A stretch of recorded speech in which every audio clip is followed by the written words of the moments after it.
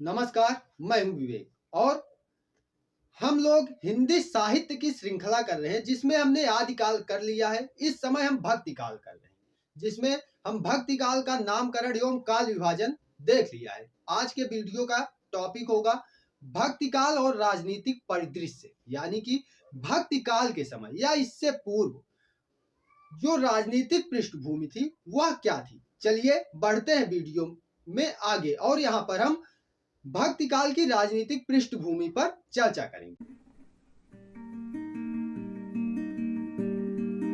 राजनीतिक दृष्टि से भक्ति काल के विस्तार पर नजर डालने पर हम पाते हैं कि इसका विस्तार जो है वह तुगलक वंश से लेकर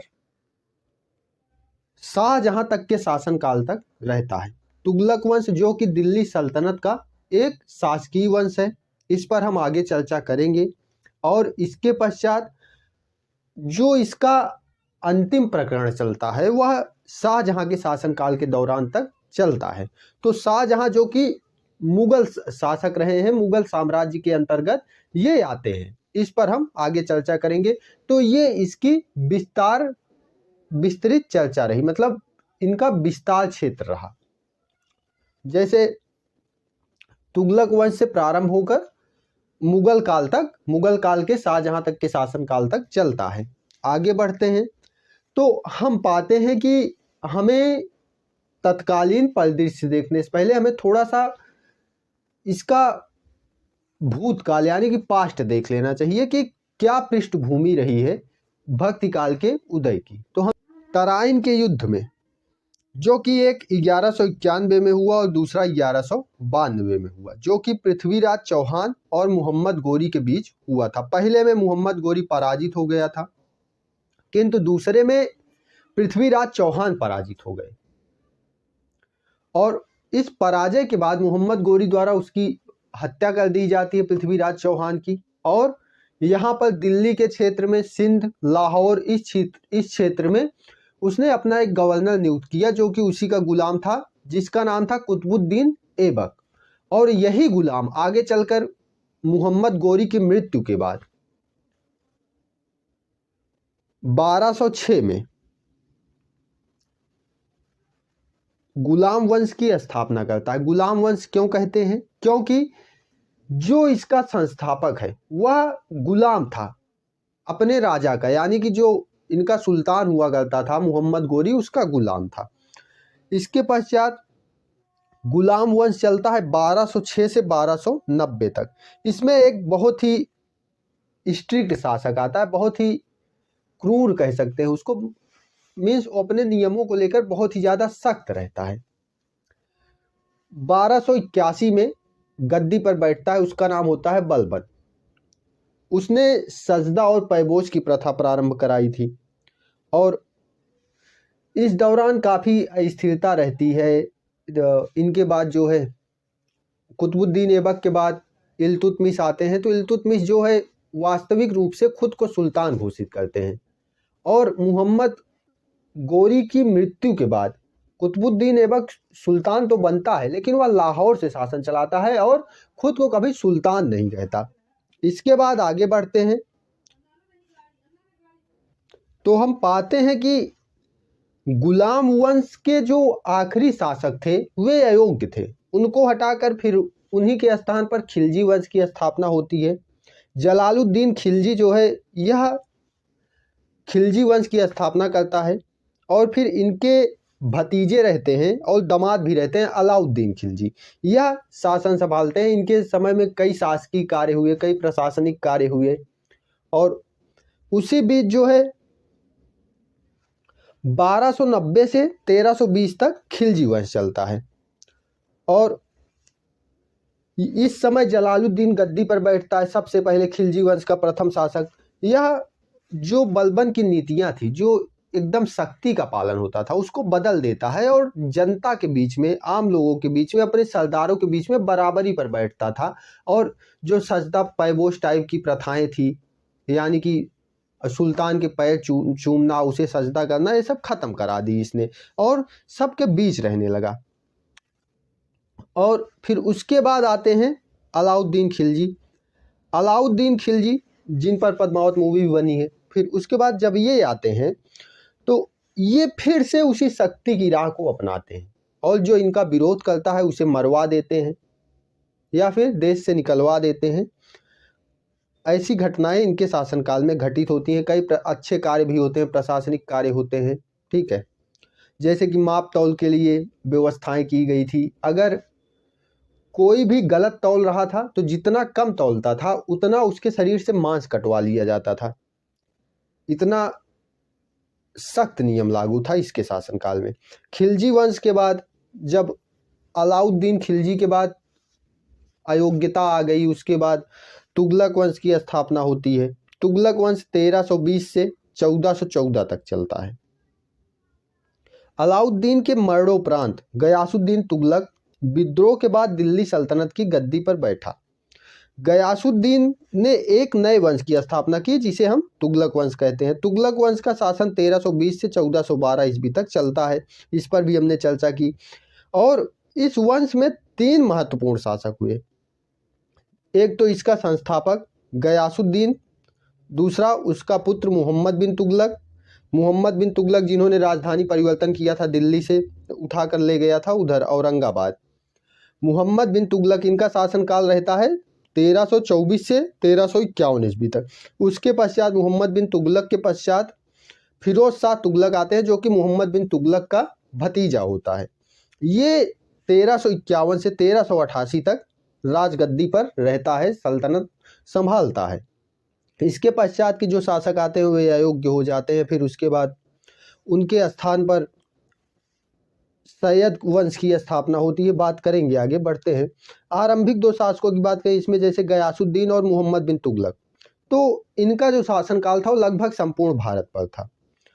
फिरोज के मरने के बाद और जब आगे देखते हैं फिर फिरोज शाह तुगलक की मृत्यु हो जाती है और इसके पश्चात दिल्ली सल्तनत विघटित हो जाती है। और फिर लेकिन ये दिल्ली सल्तनत विघटन नहीं कहेंगे, इसे हम कहेंगे तुगलक वंश का विघटन हो जाता है। क्यों हो जाता है? क्योंकि जो है तैमूर द्वारा 1398 में दिल्ली पर आक्रमण कर दिया जाता है। तैमूर लंग आता है, दिल्ली पर आक्रमण करता है 1398 में। उसके बाद इसी समय इसका विघटन मान लेना चाहिए, लेकिन रोते गाते सत्ता चलती रहती है 1414 तक। और इसके बाद अलाउद्दीन खिलजी के सत्ता में आने के 25 वर्षों के भीतर दिल्ली सल्तनत की सेनाओं ने गुजरात और मालवा पर अधिकार कर लिया था। ये हम आ गए, वापस आ गए, थोड़ा सा खिलजी वंश की बात कर रहे हैं, ठीक है। और साथ ही राजस्थान के अधिकांश राजाओं को हटाने के बाद दक्षिण भारत में दक्कन, मदुरई तक के क्षेत्रों को जीत लिया गया था। मदुरई की तरफ आक्रमण करने इनका सेनापति जाता है खिलजी का, क्या नाम होता है उसका, मलिक काफूर। और इनकी विस्तार की नीति थी जो इन्होंने शुरू की थी अलाउद्दीन खिलजी ने, और यह नीति इनके उत्तराधिकारियों ने भी जारी रखा। सल्तनत बदली, वंश बदले, सल्तनत के अंदर वंश बदले, लेकिन ये नीति कायम रही। और मोहम्मद बिन तुगलक के काल में आकर यह चरम पर पहुंच जाती है। उसका शासनकाल लगभग संपूर्ण भारत पर हो जाता है। फिर उसके बाद आते हैं तो फिर सैयद वंश की स्थापना होती है। सैयद वंश 1414 से 1451 चलता है। और हमने जैसा कि हमने बात की थी कि तुगलक वंश से ही इसका भक्ति काल का प्रारंभ माना जाता है। 1375 ईस्वी में भक्ति काल का प्रारंभ सामान्यतया स्वीकार किया गया है ना। तो आगे बढ़ते हैं तो हम देखते हैं कि तुगलक वंश का समय जो है यह 1320 से 1414 है, मतलब इसी के बीच में 1375 पड़ेगा। उसी में इसका भक्ति काल का प्रारंभ उदय माना जाता है। आगे बढ़ते हैं। सैयद वंश 1414 से 1451। उसके बाद लोधी वंश आता है। लोधी वंश में इसका जो टाइम पीरियड रहता है, समय काल रहता है, वह 1451 से 1526 रहता है। इसमें जो महत्वपूर्ण शासक होते हैं वह होते हैं सिकंदर लोधी। जब 1398 में तैमूर का आक्रमण होता है तब महमूद तुगलक उस समय शासक रहता है और वह दिल्ली छोड़कर भाग जाता है। और जब तक लौटता है तब तक दिल्ली का विघटन हो चुका होता है। कई सत्ताएं जो है खुद को स्वतंत्र घोषित कर चुकी होती हैं और उसके बाद लेकिन वह आता है और जो बचा खुचा क्षेत्र रहता है उस पर शासन करता है, दिल्ली के आसपास के क्षेत्रों पर। उसके बाद सैयद वंश की बात की हमने, और फिर बहलोल लोदी यानी कि लोदी वंश की बात करते हैं। तो ये जो है ये अफगानी थे। इन्होंने जो है सरकियों को हटा दिया, जो अभी तक सरकी लोग थे, लोग शासन कर रहे थे, इनको हटाकर बहलोल लोदी जो है लोदी वंश की स्थापना करता है और इसकी स्थापना 1451 में होती है। बहलोल लोदी के बाद जो है उनका पुत्र सुल्तान सिकंदर लोदी आता है, जो कि 1489 से 1517 तक शासक रहता है। और इन्होंने सिकंदर लोदी ने धौलपुर और ग्वालियर को जीतकर अपने राज्य में मिला लिया था। अपने विजय अभियान के दौरान 1506 में उसने आगरा शहर की नींव डाली। आगरा शहर की स्थापना किसने की? तो ये इतिहास का प्रश्न बनता है कि इसकी स्थापना की थी सुल्तान सिकंदर लोदी ने। कब? 1506 में। और इस शहर का निर्माण पूर्वी राजस्थान के क्षेत्रों तथा व्यापारिक मार्गों पर नियंत्रण स्थापित करने के उद्देश्य से किया गया था और कालांतर में आगरा एक बड़े शहर के रूप में विकसित हुआ। आगे चलकर लोदियों की दूसरी राजधानी भी बनी आगरा। और फिर इसके बाद हम देखते हैं अकबर के शासनकाल में आकर कि अकबर वहाँ पे फतेहपुर सीकरी का निर्माण कराता है, वहाँ पे पूरी तरह से उसको अपनी राजधानी बनाता है। तो इस प्रकार का घटनाक्रम चलता है, ये आगे की बात है। वापस लौटते हैं 1517 में जब सिकंदर लोदी मर जाता है, उसके बाद उसका पुत्र इब्राहिम लोदी गद्दी पर बैठता है।